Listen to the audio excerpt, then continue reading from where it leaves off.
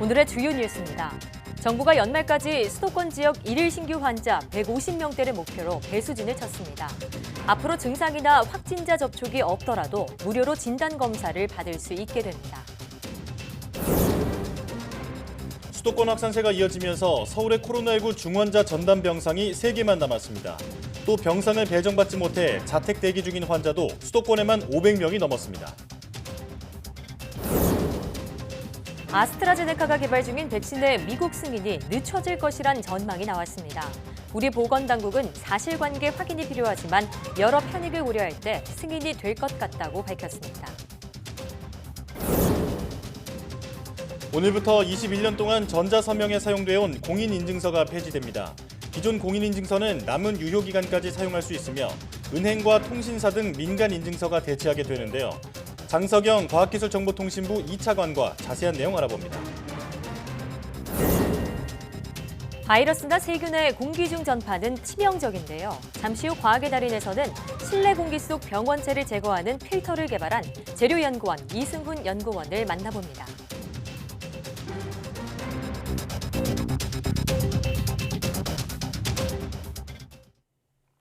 시청자 여러분 안녕하십니까? 사이언스 투데이 시작합니다. 정부가 연말까지 수도권 지역 1일 신규 확진자 수를 150명대로 떨어뜨리기 위해 배수진을 쳤습니다. 이른바 조용한 전파자를 찾아내기 위해 증상이나 확진자 접촉 이력이 없더라도 무료로 진단검사를 하겠다는 겁니다. 손효정 기자가 보도합니다. 연일 600명을 넘나드는 신규 확진자 수. 3차 대유행의 확산세를 저지하기 위해 정부가 선제검사 카드를 내밀었습니다. 기침과 발열 같은 의심 증상이 없고 확진자와 접촉하지 않았어도 누구나 무료로 진단검사를 받을 수 있게 한 겁니다. 보건소 선별진료소뿐 아니라 대학, 병원 등 민간 의료기관에서도 검사받을 수 있습니다. 먼저 정부는 지역사회의 무증상 감염, 잠복 감염을 최대한 줄일 수 있도록 선제적, 공격적으로 진단검사를 확대하고자 합니다. 특히 최근 수도권 지역 감염이 전체의 70%가량을 차지하는 상황. 젊은 층이 많이 모이는 대학가와 서울역 등 150여 곳에도 임시 선별진료소가 설치돼 3주 동안 집중 검사가 이뤄집니다. 무증상이거나 경증인 확진자, 이른바 조용한 전파자를 사전에 찾아내 연말까지 수도권 확산세를 꺾겠다는 의지입니다. 정부는 3차 대유행을 주도하고 있는 수도권에서의 확산세를 차단하기 위해 가용한 자원을 총력 동원하고 있습니다. 낙인 효과를 걱정해 검사를 꺼리지 않도록 휴대전화 번호만 제공하면 증상 등에 상관없이 익명으로 검사받을 수 있습니다. 또 수도권 지역 보건소 선별진료소는 평일에는 밤 9시까지, 주말엔 오후 6시까지 운영 시간이 늘어나게 됩니다. 정부는 하루 최대 11만 건까지 가능한 코로나 진단검사 건수도 늘려 수도권 지역 1일 신규 확진자 수를 연말까지 150명대로 낮추겠다고 밝혔습니다.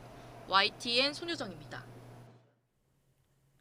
수도권을 중심으로 코로나19 3차 대유행이 이어지면서 서울의 감염병 전담병원 병상 가동률은 83%, 중증 환자 전담병상은 62개 가운데 3개만 남았습니다.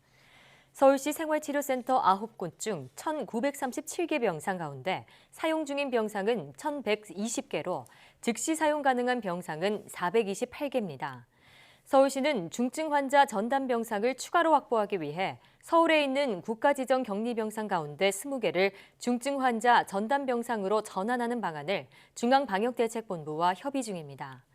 서울대병원 8개 병상, 이대서울병원 2개 병상 등 상급 종합병원들과도 중증 환자 전담 병상을 늘리는 방안을 논의하고 있습니다.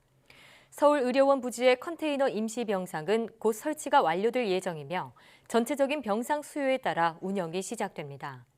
서울시는 자치구별 생활치료센터는 이번 주 안에 5곳, 다음 주 안에 25곳 모두 개소할 수 있게 준비한다고 밝혔습니다. 병상을 배정받지 못해 집안에 머무르고 있는 코로나19 환자가 수도권만 500명이 넘는 것으로 나타났습니다. 중앙재난안전대책본부는 9일 기준 수도권 자택대기 환자는 506명이며 이 가운데 일부는 이틀 이상 대기한 것으로 확인됐다고 밝혔습니다. 자택대기 환자는 대부분 무증상이나 경증 환자로 생활치료센터나 감염병 전담병원에 입원하기 전까지는 의사가 전화로 상태를 점검하고 있다고 설명했습니다.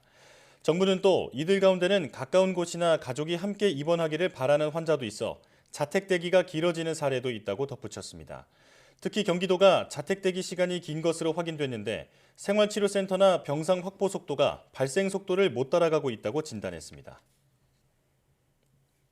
화이자의 코로나19 백신 접종 후 이상 반응이 보고되자 영국 정부가 곧바로 접종 지침을 마련해 발표했습니다. 각국이 긴급 승인과 접종을 서두르고 있어서 앞으로 나라별 이상 반응 보고가 나오고 접종 지침도 마련될 전망인데 전문가들은 백신이 안전하지 않다고 단정해선 안 된다고 강조하고 있습니다. 김정회 기자입니다. 화이자 백신 접종 하루 만에 영국에서 신고된 이상 반응은 2건, 모두 유사 초과민 반응이었습니다. 국내 독감 백신 사태 때 거론됐던 아나필락시스와 유사하게 백신 주사를 맞은 뒤 급성 알레르기 쇼크가 온 거였습니다. 해당 사례자들은 고령은 아니지만 아나필락시스가 올 때 응급처치할 에피네프린 주사를 가지고 있었던 것으로 알려져 중증 알레르기 반응 소유자로 보입니다. 애초 화이자가 영국 정부에 제출한 흔한 부작용 사례는 접종 부위 통증과 근육통, 발열 등 독감과 비슷한 증상입니다. 영국 정부는 곧바로 긴급 접종 지침을 내렸습니다. 과거 백신 등 약품이나 음식물에 아나필락시스 반응을 보인 사람은 화이자의 코로나19 백신을 접종하지 말라는 내용입니다. 특히 1차 접종 후 급성 쇼크가 왔다면 2차 접종을 해선 안 된다고 강조했습니다. 화이자 백신은 앞서 미국 임상 과정에서도 안면마비 부작용이 발견됐는데 미국과 영국 보건당국은 인구 대비 발병자 비율에 못 미친다며 안전성에 큰 문제가 없다고 일축했습니다. 평균 개발 기간이 10년인 다른 백신에 비해 코로나19 백신은 1년 남짓밖에 안 돼 부작용 발생 가능성이 계속 제기돼 왔습니다. 제약사별로 기존에 사용되지 않은 항체 생성 방식을 써 어떤 부작용이 어떻게 나올지 모른다는 점도 우려를 키웁니다. 전문가들은 부작용 없는 백신은 없다며 백신이 안전하지 않다고 섣불리 단정해선 안 된다고 강조하고 있습니다. We know that with all vaccines, there's a risk of allergic reactions. And that's why when people receive vaccines, we ask that they remain in the area that they get the vaccine for a period of time, usually 15 to 20 minutes, to be monitored. 그러나 각국의 백신 긴급 사용 승인과 접종이 잇따라 접종 후 이상 반응 보고는 한동안 쏟아질 전망이며 각국 정부와 제약사들의 대응 여부가 주목됩니다. YTN 김정희입니다. 영국 아스트라제네카와 옥스퍼드대가 개발 중인 코로나19 백신이 미국 보건당국의 신뢰를 잃는 바람에 승인 경쟁에서 뒤처지게 됐다고 뉴욕타임스가 보도했습니다. 이런 가운데 옥스퍼드대 연구 책임자가 미 식품의약국 FDA의 승인이 늦어질 경우 내년 하반기에나 백신이 공급될 수 있을 거라고 공식적으로 언급해서 미국 내 접종 시기는 더욱 늦어질 전망입니다. 보도에 김진호 기자입니다. 우리 정부는 아스트라제네카와 옥스퍼드대가 공동 개발하는 백신을 가장 먼저 도입할 계획입니다. 하지만 지금 상황에선 차질이 불가피하게 됐습니다. 옥스퍼드대 제너 연구소 책임자인 에드리안 힐은 현지 시간 9일 미국이 백신 승인을 늦출 경우 내년 하반기에나 공급할 수 있을 것이라고 밝혔습니다.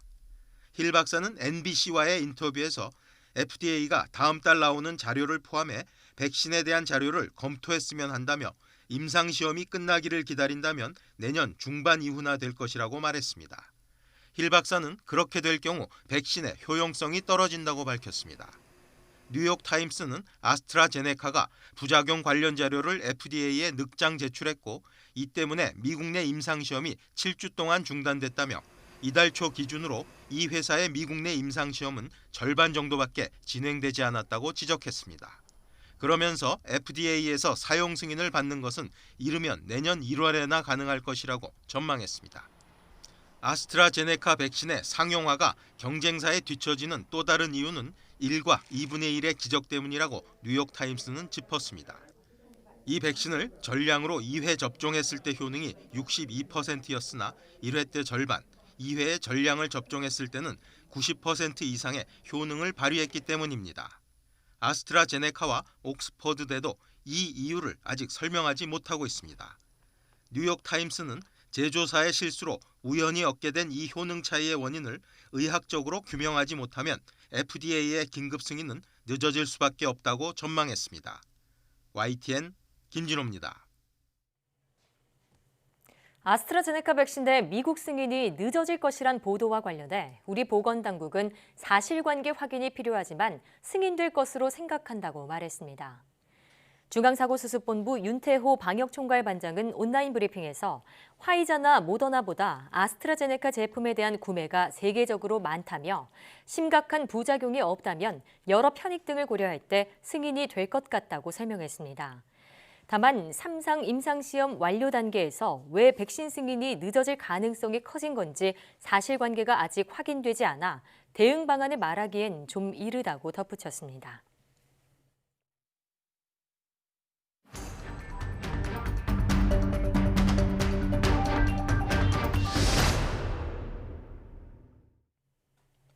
코로나19 신규 환자가 700명대에 육박하면서 방역당국은 위태로운 상황으로 규정했습니다. 이런 가운데 해외 백신 도입도 차질을 빚을 것으로 전망되는데요. 고려대학교 약학대학 김정기 교수와 자세한 내용 알아보겠습니다. 교수님 어서 오세요. 안녕하세요. 네. 자, 이틀 연속 신규 확진자 수가 700명에 육박하면서 방역당국이 위태로운 상황이다 이렇게 말했습니다. 자, 교수님께서는 거리 두기 상향 조정보다 좀 더 근본적인 대책이 필요하다 이런 말씀을 하신 바 있는데요. 추가적으로 어떤 조치가 더 필요할까요? 일단 현 단계에서 2.5단계를 적용을 하고 있거든요. 수도권에 대해서는. 근데 그 다음 단계는 3단계입니다. 근데 예. 3단계는 사실상 가기 힘들 거다라고 보고 있고요. 예. 왜냐하면 3단계로 적용이 들어가면 일단 사실상 셧다운에 예. 들어가거든요. 그렇기 때문에 3단계까지는 최악의 순간이 아니면 가지 않을 거라고 보고 일단 2.5단계에서 추가적인 조치가 필요할 거라고 보는데 현 상황에서 가장 전파를 가속화시키는 대표적인 이유가 마스크를 벗는 환경들이거든요. 예를 그래서 들면 식사를 한다거나 그런 경우요. 그렇죠. 오늘도 올 때 보면 식당들마다 소규모든 대규모든 식당 안에서 드시는 분들이 마스크를 벗고 계시거든요. 이런 네. 환경에서 지금 일일 신규 확진자가 굉장히 크게 증가하는 상황이기 예. 때문에 감염될 우려는 충분히 있다 이렇게는 보고 있고요. 이 예. 부분에 대해서 물론 식당에서 식사를 금지시키면 굉장히 어려움이 있을 거라고는 보고 있거든요. 경제적인 부분도 그렇고 일상생활의 어떤 편리성 부분도 그렇고 네. 그럼에도 불구하고 한시적으로 적용을 해야지만 지금 상황을 조금 감소시킬 수 있지 않을까 이렇게 생각을 하고 있습니다. 예. 자, 상황이 이렇게 악화되자 정부가 전수조사 카드를 꺼내 들었습니다. 특히 경기도는 실행 계획까지 세워둔 상태인데 이런 전수조사 실효성이 있을까요? 만약에 전수조사가 현실적으로 가능하다라고 하면은 실효성이 있겠죠. 예. 근데 현실적으로 좀 불가능한 측면이 좀 있고요. 이제 경기도 같은 경우에는 특정 지역에 대해서 선별적으로 전수조사를 하겠다라고 하는데 예. 그 지역의 의미가 물리적인 우리가 동읍면 얘기하는 지역인지 아니면 특정 시설인지에 따라 달라지거든요. 만약에 고위험 시설을 대상으로 해서 전수조사가 들어간다라고 하면 그것도 실효성은 있습니다만 특정 지역, 물리적인 지역을 의미한다라고 그러면 이 부분은 실효성이 없을 것 같고요. 인천 같은 경우에는 지자체 전체를 대상으로 하는 방안을 강구 중인 걸로 알고 있거든요. 예. 그런 네. 경우에는 좀 효과가 있을 거다 이렇게 보고 있습니다. 네, 지금 이렇게 전수조사 카드를 꺼내든 이유가 수도권 지역에 무증상, 잠복기 환자들이 많기 때문이잖아요. 이와 더불어서 진단 검사를 확대하기 위해서 항원 검사도 도입하기로 했습니다. 정확도에 대해서 좀 의문이 있다고 하는데 현장에서는 어떻게 보시나요? 일단 뭐 글쎄 아직 우리나라에서는 현장 적용을 안 했기 때문에 네. 현장에서의 정확도는 알 수는 없습니다. 근데 네. 지금 임상시험, 그러니까 개발 단계에서 임상시험 단계에서는 굉장히 높은 비율로 특이도와 민감도가 나왔다라고 얘기를 하고 있거든요. 예. 거의 95% 이상, 거의 98%를 넘어서는 수준으로 알고 있는데요. 만약에 그 정확도가 맞다라고 하면 굉장히 효과적일 거다라고 생각은 하고 있습니다만 예. 면역 반응을 기준으로 하기 때문에 지금 기존의 PCR 검사보다는 확실히 민감도나 특이도가 떨어질 거다라고 보고 있고요. 예. 그렇기 때문에 확진을 위한 진단 검사는 안 되고 네. 방금 전에 어떤 전수조사 언급을 하셨는데 네. 양성자, 지역사회에 있는 양성자를 선별해내는 목적으로는 효능이 있을 거다라고 보고 있는데 확진을 위해서는 추가적으로 지금 기존의 방법인 PCR 방법을 적용해야 된다 이렇게 보고 있습니다. 보조적인 예. 수단으로 써야겠군요. 그렇죠. 왜냐하면 위험성이라고 하는 게 나올 예. 수가 있거든요. 그럴 경우에는 내가 감염되지 않았으니까라는 네. 생각으로 개인 방역 수칙에 다소 소홀해질 수가 있습니다. 그래서 예. 이런 부분이 좀 염려되는 부분이 있습니다. 예. 자, 그리고 이제 백신 얘기인데요. 아스트라제네카 백신에 대한 그 효능과 FDA 승인에 대한 논란이 좀 이어지면서 국내 도입 시기가 늦춰질 것이라는 우려가 나오고 있습니다. 어떻게 보십니까? 일단 아스트라제네카 백신, 그러니까 미국 FDA에서 얘기하고 있는 거는 과거에 9월 달에 아스트라제네카 백신이 임상 단계에서 심각한 이상 반응이 나타나면서 중단한 사례가 있거든요. 예. 당시에 즉각 보고를 안 했다. 네. 그 다음에 임상을 재개하면서도 또 통보를 하지 않았다라고 하기 때문에 제약사 전반적인 신뢰도가 떨어진다라고 판단을 하고 있는 건데 예. 일단 이 부분은 그렇게 중요하다고 생각은 안 하고요. 네. 그리고 미국 FDA에서도 승인을 할 거다라고 보고 있는데 예. 일단 승인 안 하더라도 유럽 쪽에서는 승인을 할 거로 보고 있거든요. 그리고 어차피 미국이나 유럽이든 간에 의약관리청에서 승인을 하든 안 하든 개별 국가에서 적용을 하는 것은 개별 국가의 식약처 담당입니다. 예. 그래서 우리나라에서 승인을 하면 미국이나 유럽 쪽에서 승인 안 하더라도 상관이 없습니다. 그래서 이 부분에 대해서는 크게 염려는 안 하셔도 될 것 같은데 네. 일단은 이런 문제가 있는 만큼 향후에 아스트라제네카 백신이 국내에 도입됐을 때 식약처에서 면밀한 조사가 필요할 거다 이렇게는 보고 있습니다. 예. 네. 앞서 보도로도 전해드렸는데 영국에서는 이 화이자 백신을 맞은 2사람에게서 어떤 과민 반응이 나타났다고 합니다. 일반적인 부작용인가요?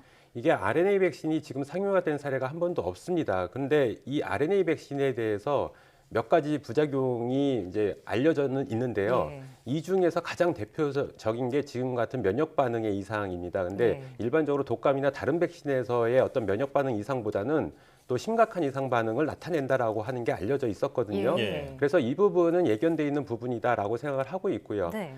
더군다나 뭐 일부에서는 그 임상 단계에서 이 백신을 맞았으니까 RNA 백신을 맞았을 때 굉장히 중증으로 발전을 하면서 실제로 접종 부위가 거의할 만큼 커지게 부풀어 오른다라는 보고도 있습니다. 예. 그래서 전문가들은 실제로 대상자가 접종을 맞을 때 이 부분에 대한 고지가 필요하다라고 강력히 권고를 하고 있거든요. 네. 그래서 이 부분은 예견돼 있는 부분이고 향후에 우리 국민들께서도 접종을 받으실 때 본인이 어떤 알러지 반응이 원래 민감하다라고 하면 접종을 잠시 보류하는 것도 방법이겠다 이렇게 생각을 하고 있습니다. 예. 자, 자연스럽게 이 해외 백신에 대한 그 효과에 대한 기대감은 크지만 우려에 대한 그 안전성에 대한 우려도 커지고 있습니다.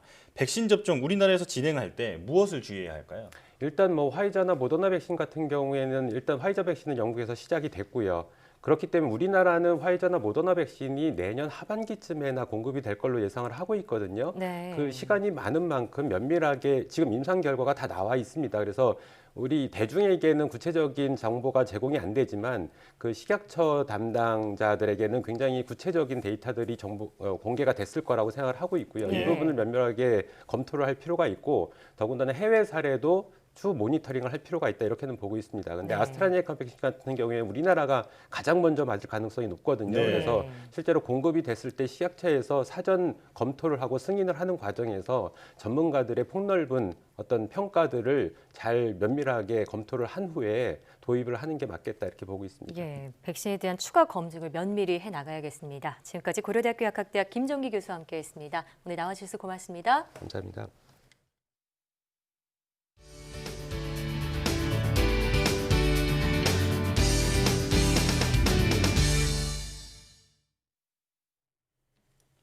오늘부터 공인인증서 폐지를 골자로 한 전자서명법 시행령 개정안이 시행됩니다. 앞으로 어떤 점이 바뀌는지 장석영 과학기술 정보통신부 2차관과 함께 자세한 내용 알아보겠습니다.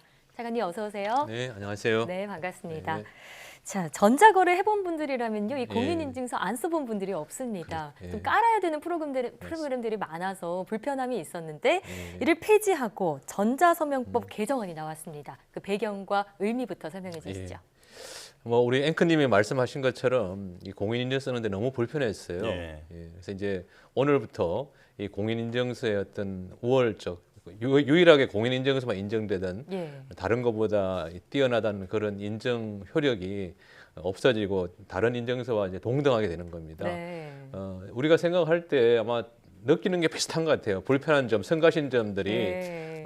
보면 한 3가지 정도로 생각될 수 있었어요. 네. 말씀 주셨던 것처럼 이 공인인증을 쓰게 되면은 액티브 X랄지 네. 뭐 여러 가지 보안 프로그램 깔려고 그러는데 맞아요. 키보드 보안 프로그램도 있고요. 깔 때마다 조금 성가시잖아요. 맞아요. 불편하고 이제 그런 거 안 해도 됩니다. 네.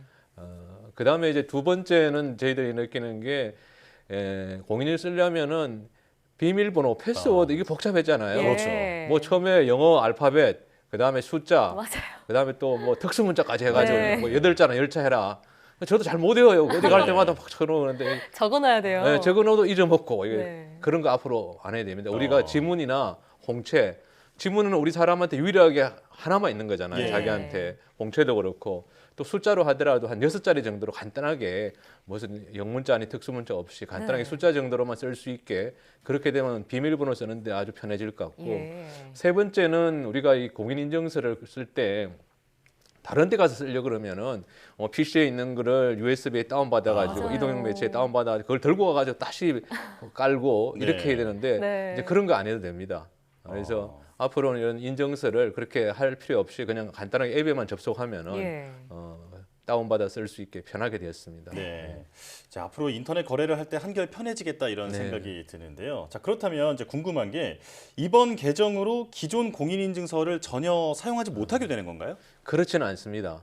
오늘이 이제 11일인데 12월 10일인데 말씀드렸던 것처럼 오늘부터 다른 인증서에 인정되지 않던 어떤 우월한 효력 이게 없어지는 거예요. 예. 그러니까 우월하다는 건 다른 것보다는 정부나 공공기관에서 이건 믿을 수 있는 거다. 공인을 했다. 공인했다. 네. 이제 그런 효력이 없어지고 다른 인증서와 똑같은 효력이 생기는 거예요. 그래서 예.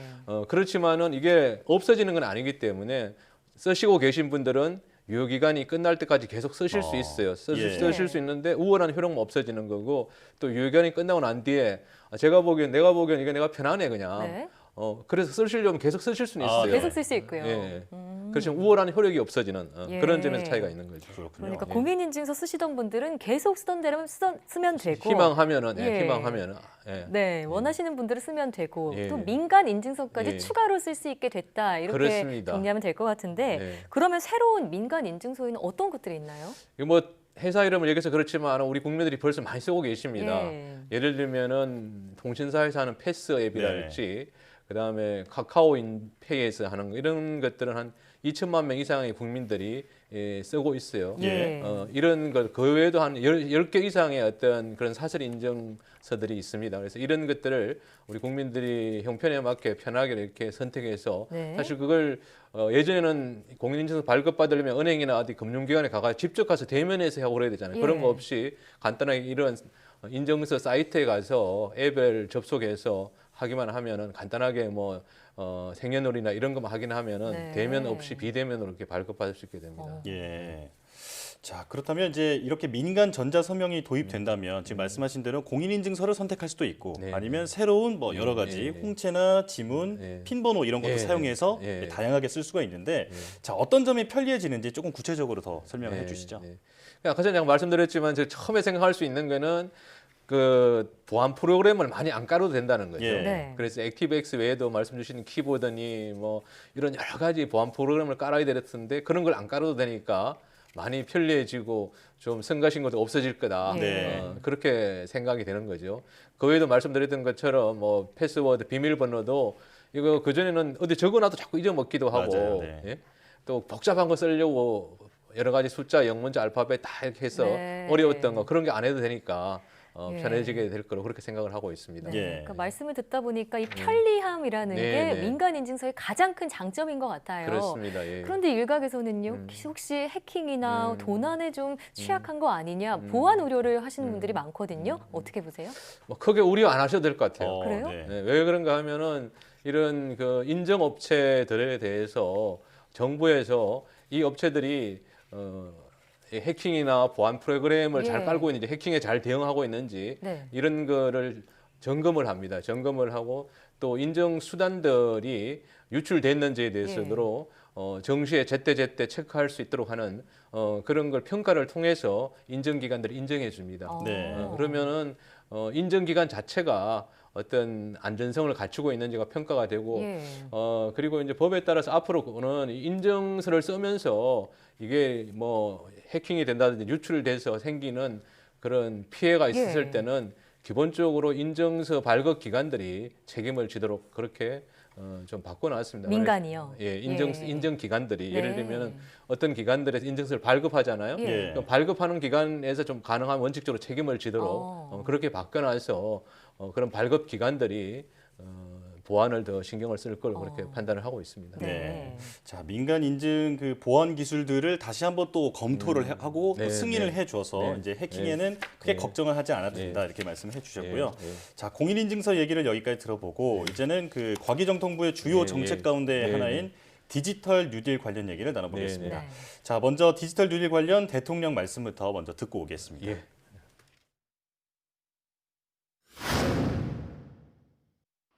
우리는 이미 디지털 분야에서 세계적으로 앞서가는 경쟁력을 갖고 있습니다. 우리의 디지털 역량을 전 산업 분야에 결합시킨다면 추격형 경제에서 선도형 경제로 거듭날 수 있습니다.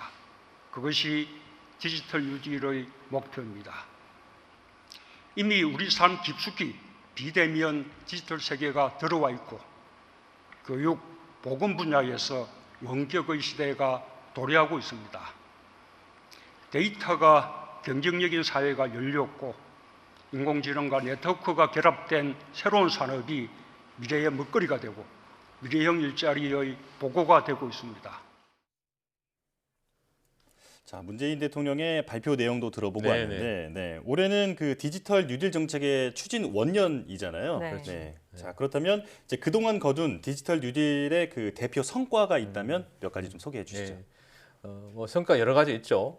지금 대통령 말씀처럼 사실은 이 디지털 뉴딜, 한국판 뉴딜은 우리나라가 추격형 경제에서 이 선도형 경제로 나가기 위한 국가 대전환 전략인데 그동안 이제 7월 달부터 우리가 한국판 뉴딜, 디지털 뉴딜을 시작을 했습니다. 그 이후로 여러 가지 성과가 있는데 제가 4가지 정도 좀 말씀을 드릴 수 있을 것 같아요.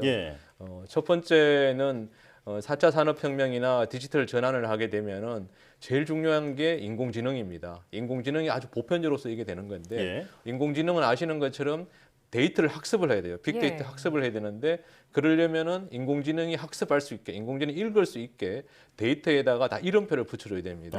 그래서 인공지능 학습용 데이터라고 그러는데 그런 것들이 작년까지 별로 없었어요. 디지털 뉴딜을 통해서 원래 한 3천억 이상을 투자를 해서 이런 인공지능 학습용 데이터 이걸 많이 좀 구축을 하고 있습니다. 그 과정에서 사실은 이번에 코로나로 위기가 나오면서 일자리를 잃으신 분들 이런 분들이 많이 참여하고 있어요. 예를 들면은 뭐 경력 단절 여성도 참여할 수 있고 간단하게 그다음에 장애인 분들도 집에 계시면서 이게 참여해서 인공지능 학습용 데이터를 구축을 하는 데 참여를 할 수 있습니다. 그래서 아마 저희들 판단으로는 한 32,000개 정도 일자리가 이걸 통해서 창출이 됐군요. 만들어진 걸로 그렇게 생각을 하고 있습니다. 그렇게 하고 있고 두 번째로 생각하는 거는 지금 이제 원격 교육을 많이 하고 있는데 어차피 또 학교에 가야 되잖아요. 사실 학교에 못 가서 생긴 여러 가지 문제가 있는데 학교에 갔을 때 그러면 이 디지털의 혜택을 좀 많이 누릴 수 있게 학교 교실이 우리나라 교실이 38만 개입니다. 초중고의 교실이 이 38만 개가 되는 교실에 디지털 수업을 제대로 할 수 있게 고성능 와이파이를 올해부터 구축하고 있습니다. 그래서 한 2022년, 23년까지 모든 교실에 이제 와이파이를 구축할 수 있을 건데 그걸 원래 저희들 하고 있고 세 번째는 중요하게 생각하는 게 결국 비대면 사회로 전환을 하고 있는데 대기업이나 공공기관들은 사실 별 문제가 없어요.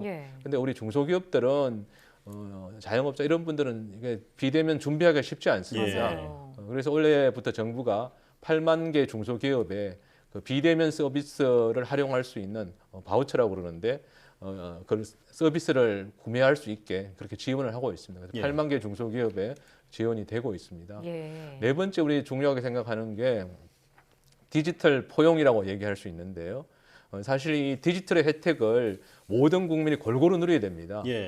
그런데 보면은 아직도 익숙하지 않은 분들이 있어요. 디지털에 익숙하지 않은 분들이 계시는데 이런 분들에게 디지털을 좀 편하게 쓸 수 있게 교육하고 역량을 키우는 그런 노력들을 하고 있습니다. 그래서 우리가 집 근처에 뭐 동사무소, 주민자치센터나 뭐 도서관, 그다음에 뭐 박물관 이런 여러 가지 가까운 시설에 가서 간단하게 교육을 편하게 받을 수 있는 그런 사업을 하고 있는 거예요. 디지털 배움터라고 합니다. 디지털 배움터요? 네, 배움터인데 디지털에 대해서 배우는 거죠. 어르신들이 좋아하시겠어요. 예. 그래서 어르신 좋아하시고 되게 참여해서 댓글도 보면은 너무 좋은 거라고 재미있다고 그렇게 하시는데 그런 거 저는 원래 1,000개 구축 시작을 했습니다. 1,000개 디지털 배움터를 시작했고 내년에도 1,000개 이렇게 계속 늘려나갈 겁니다. 그렇군요.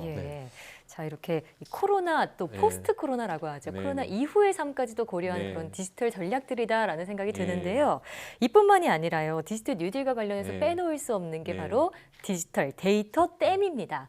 이 데이터 댐이 무엇인지 일단 궁금하고요. 현재 어떻게 추진이 되고 있나요? 예, 데이터 댐은 우리가 다목적 댐을 생각하면 됩니다. 예. 그냥 일반 댐이요. 예, 네. 그걸 비유를 들려 설명드리면은 산업화 시대 제일 중요한 게 전기잖아요. 그렇죠. 전기가 없으면 아무것도 지금 문명도 유지가 할 수 없는데 예. 생활을 유지할 수 없는데 전기가 어떻게 나오느냐 보면은 여러 강줄기에 있는 물을 모읍니다.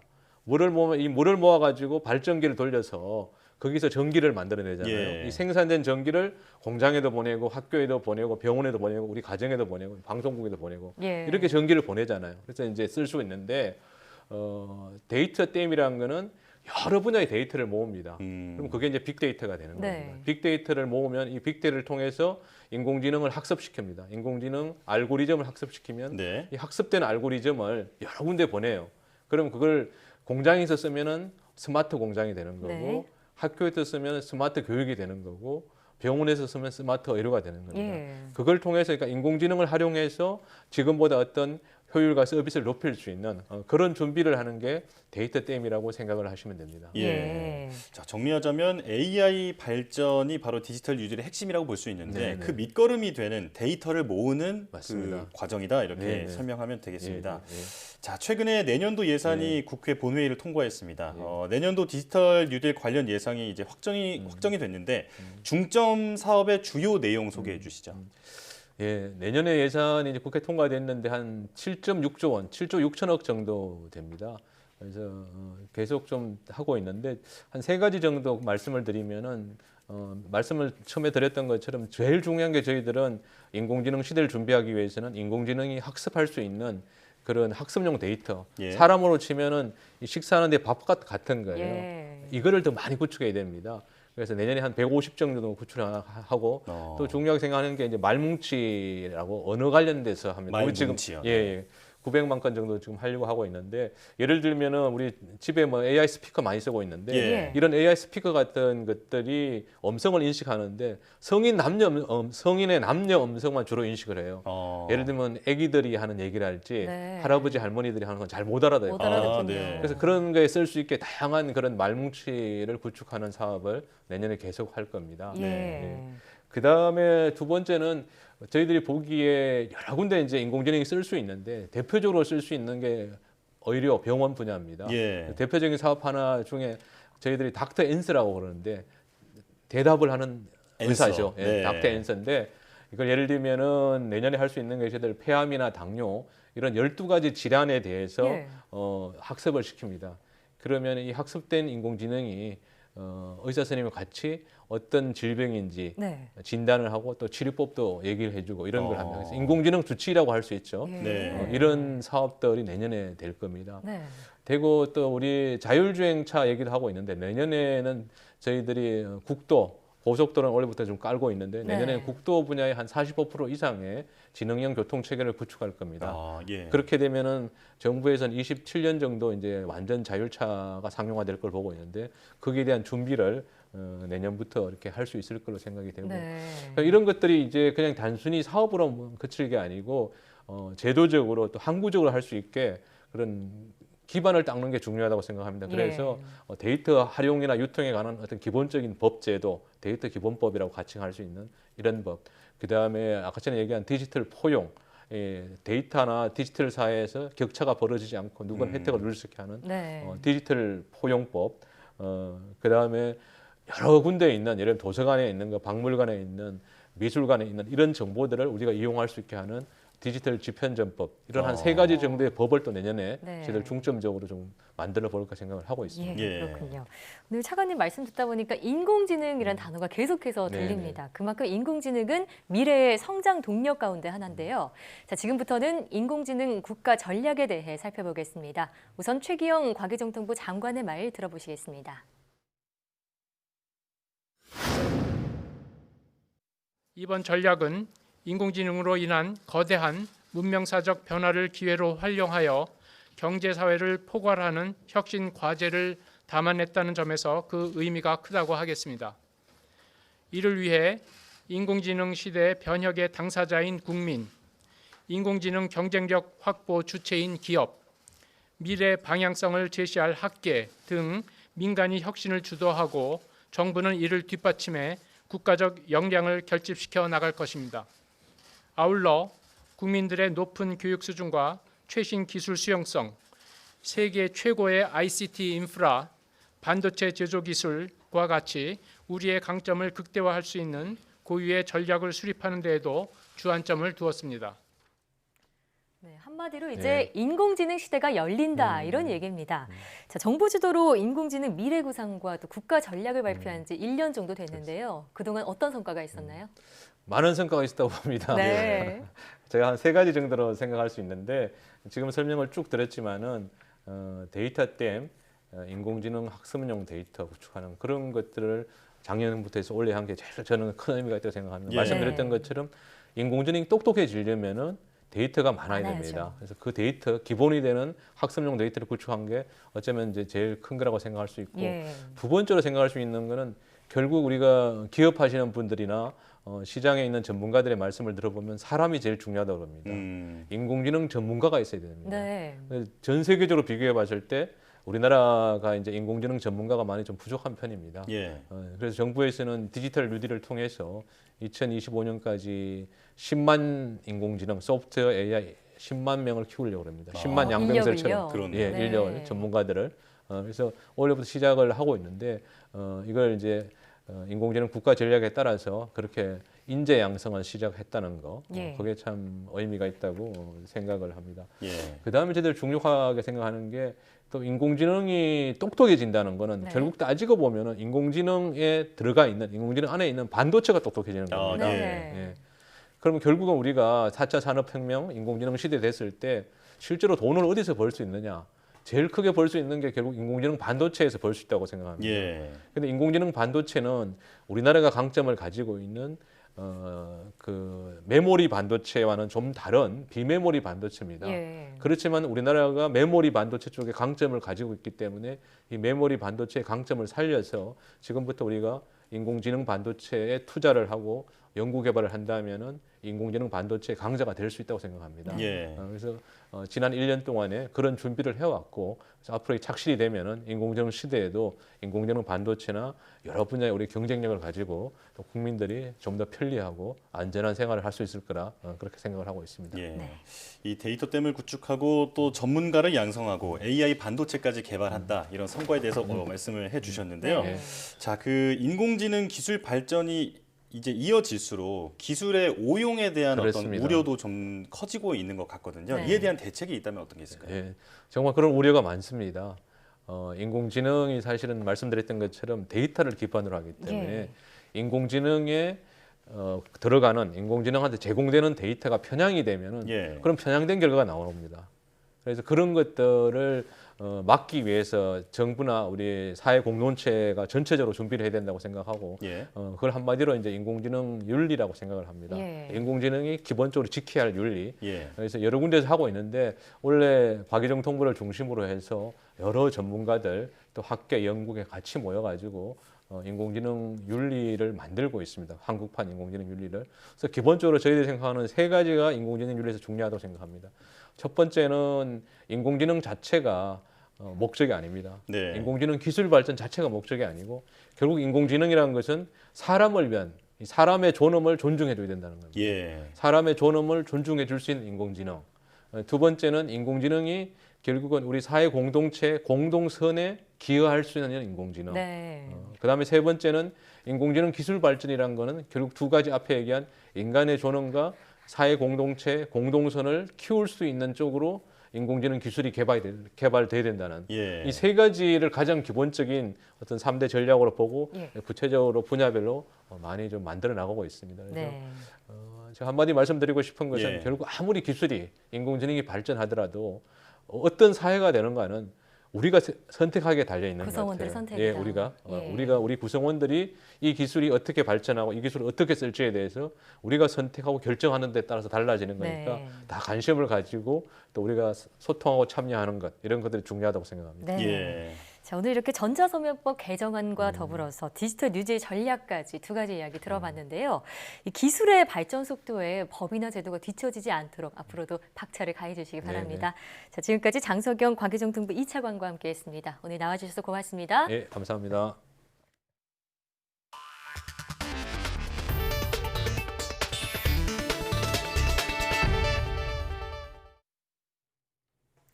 내년 말부터 대기업 380여 곳이 일감 몰아주기 규제 대상에 새로 포함됩니다. 해당 기업은 규제를 피하기 위해 총수일가 지분을 낮추거나 내부 거래 비중을 줄이는 등 지배구조 개편에 나설 것으로 보입니다. 보도에 김장하 기자입니다.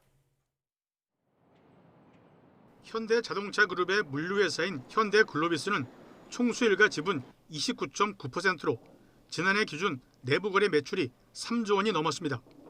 하지만 일감 몰아주기 규제를 받지 않았습니다.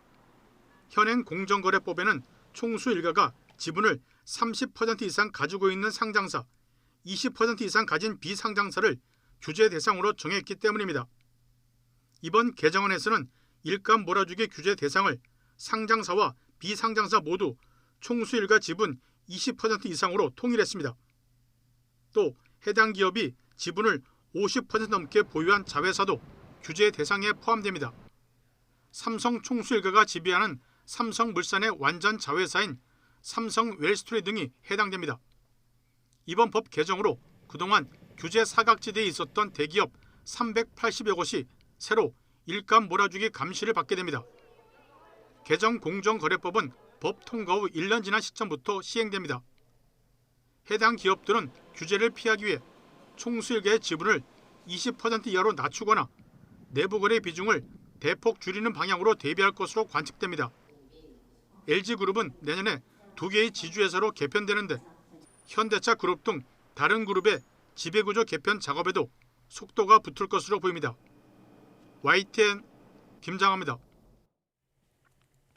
미래차의 핵심인 자율주행 기술 개발과 실증을 위해 2년여 전 세종시가 자율주행 특화도시로 선정됐는데요. 그동안 우리나라 자율주행 기술은 어떻게 변해왔을까요? 김진두 기자가 취재했습니다. 전용 차로를 달리는 버스. 승객이 타고 내리는 사이로 운전사의 모습이 보입니다. 그런데 운전대를 잡고 있지는 않습니다. 차가 스스로 속도를 내고 줄이고 방향을 바꾸는 자율주행 버스입니다. 무인 버스가 실제 도로를 달릴 수 있는 것은 세종시가 유일합니다. 자율주행 특화도시로 선정돼 실제 기술 검증을 할 수 있는 체계를 갖췄기 때문입니다. 정책 연구회나 그다음에 협의회를 구성을 해가지고 많은 그런 신규의 어떤 과제들을 기획을 하고 애로의 규제들을 발굴을 했습니다. 이러한 것들을 통해서 규제자의 특구로 지정을 작년에 받았습니다. 자율주행 신기술을 자동차 외의 분야에 적용하는 기업 생태계도 갖춰졌습니다. 대표적인 성과가 바로 자율주행 트랙터입니다. 국내 트랙터 이항기 생산 기업과 자율주행 연구 기업이 만나 완성한 것입니다. 정해진 구역을 가장 효율적인 경로로 작업할 수 있어 국제 경쟁력까지 갖췄다는 평가입니다. 대부분 자율주행 차라는 그런 곳에 너무 함몰돼가지고 그쪽만 바라보고 있는데 조금만 다른 쪽으로 돌려보면 이쪽 자율주행 쪽을 개발하면서 완성한 그 기술을 가지고 빠른 시간 안에 다른 쪽에 적용해서 현재 12개 자율주행 연구 기업이 참여해 적용 분야를 더 확대해 나갈 계획입니다. 이후 2025년까지는 기업을 최대 30개사로 늘리고 실증 기술을 상용하는 방안이 추진됩니다. 특히 대전 반석역과 오송 KTX, 청주공항과 세종 정부청사를 잇는 충청권 광역교통체계를 자율주행 기술로 구축한다는 계획입니다. YTN 김민우입니다.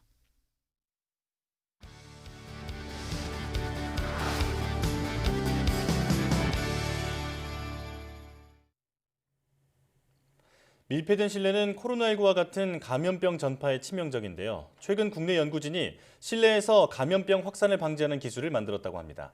친환경적인 방식으로 항균성을 극대화했다고 하는데요. 네, 오늘 과학의 달인에서 만나보겠습니다. 한국재료연구원 나노표면연구실 이승훈 선임연구원과 함께합니다. 어서 오세요. 안녕하세요. 네, 반갑습니다. 자, 연구원님께서는 공기를 통해 전파하는 이 감염병의 확산을 막는 기술을 개발하셨다고 하는데요. 일단 어떤 기술인지 자세히 소개해 주시죠.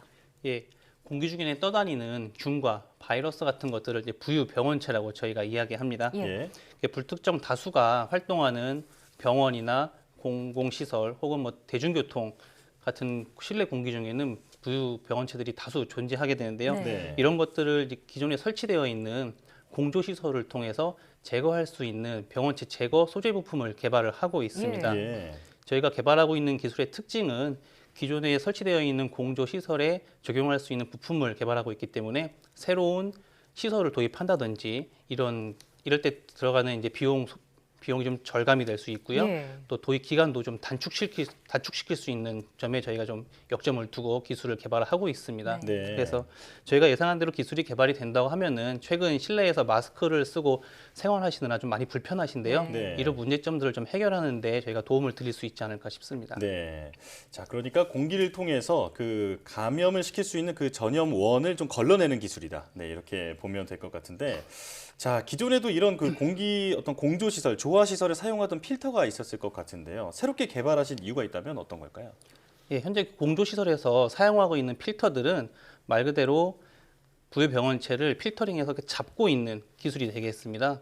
따라서 필터에 포집되어 있는 병원체들이 그 필터에 이제 쌓이게 되는 습기나 네. 유기물을 먹고서 자랄 수 있게 되는데요. 이는 이제 악취를 발생을 시킬 수 있고 또 2차 감염원으로 작용을 할 수 있습니다. 예. 이러한 문제를 해결하기 위해서 항균 필터나 항균 소재들이 다양하게 적용이 되고 있습니다. 네. 하지만 부족한 부분들이 아직 많이 있고요. 이러한 문제들을 해결하고자 또 대체 기술도 많이 제시가 되고 있습니다. 예. 예를 들어서 플라즈마 관련 기술들도 제시가 되고 있는데 플라즈마는 주로 오존을 사용해서 살균을 하게 됩니다. 하지만 오존은 인체에 유해하기 때문에 네. 현재 많이 상용화가 지연이 되고 있고요. 네. 최근에는 이제 광촉매를 활용한 기술들도 많이 언급이 되고 있습니다. 예. 하지만 광촉매를 사용하기 위해서는 이제 자외선이 같이 있어줘야 되는데요. 그렇다고 하면은 필터 덕트 안에 자외선 램프도 같이 넣어줘야 되는 네. 이런 좀 복잡한 일이 발생을 하게 됩니다. 예.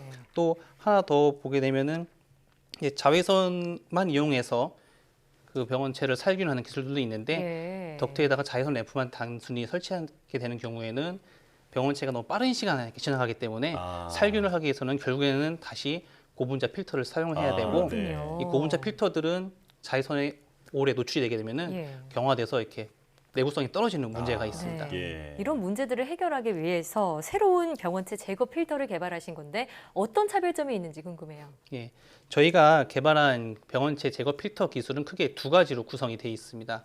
먼저 저희 병원체 제거 부품 소재는 플라즈마 발생부 그리고 네. 촉매부로 구성이 되어 있는데요. 플라즈마 발생부는 특수하게도 세라믹 필터를 사용하게 됩니다. 네. 세라믹 필터는 말 그대로 구멍이 많이 뚫려 있는 세라믹 소재가 되겠습니다. 세라믹 소재다 보니까 플라즈마가 발생하는 오존 그리고 플라즈마 발생한 자외선에 대한 내구성이 높기 때문에 앞서 설명드렸던 단점을 극복할 수가 있고요. 이 세라믹 필터에 포집된 병원체들을 플라즈마 그리고 오존을 통해서 저희가 병원체를 살균 혹은 비활성화하는 방식으로 사용하고 있습니다. 네. 예. 그리고 인체에 유해한 오존이 배출되는 걸 막기 위해서 저희가 촉매 부품을 뒷단에다가 같이 조립해서 사용을 함으로써 실내 생활자가 안전하게 생활할 수 있는 환경을 좀 제공하고자 기술을 개발하고 있습니다. 네. 자, 그러니까 기존 문제점들을 그 해결할 수 있는 새로운 필터라고 볼 수 있을 것 같은데 현재 기술을 개발 중이라고 예, 하셨잖아요. 그렇습니다. 그렇다면 지금 어느 수준까지 와 있나요? 본 연구 사업은 2018년도에 이제 한국재료연구원이 야심차게 이제 기획을 해서 준비하고 있는 사업이고 예. 지난해부터 시작을 해서 현재는 이제 2차 연도 연구가 끝났습니다. 예. 내년까지는 3차 연도 즉 응용 연구 개발까지를 수행하게 되고요. 그 기업체에서 이 기술이 상용화를 할 수 있겠다라는 확신을 가질 수 있는 네. 수준까지는 내년도까지 기술 수준을 높이고요. 그 이후에 2022년 3년도까지는 이제 상용화 연구 예. 단계로 기업과 함께 본 기술을 이제 좀 시장에 공급하기 위한 네. 단계로 진입할 계획을 가지고 있습니다. 예. 그럼 방금 상용화 얘기하셨는데 상용화를 위해서 앞으로 어떤 과제들이 남아 있을까요? 예, 저희가 개발하는 기술들이 기존에 좀 없던 내용들이기 때문에 실증 그리고 인체에 대한 안전성에 대한 확인이 좀 필요합니다. 예. 하지만 국내에 저희가 현재 개발하고 있는 이런 감염병 관련된 소재 부품에 대한 그 인증 인프라가 많이 부실한 것이 현재 예. 사실입니다. 따라서 저희 한국재료연구원에서도 자체적으로 소규모 부유 병원체 제거 성능 실증 장비를 구축을 해서 네. 저희도 내년부터 연구를 수행할 계획으로 있고요. 최근에는 김해시와 함께 대형 인프라 구축 사업을 기획하고 있습니다. 예. 자, 오늘 그 공기 전파를 통해서 감염병이 확산하는 그걸 막는 기술을 설명해 주셨는데 다른 건 몰라도 실내에서 마스크를 좀 덜 쓰고 있을 수 있게만 된다면 정말 좋겠다 이런 생각이 듭니다. 네. 자, 지금까지 한국재료연구원 이승훈 선임연구원과 함께했습니다. 오늘 말씀 잘 들었습니다. 감사합니다. 고맙습니다.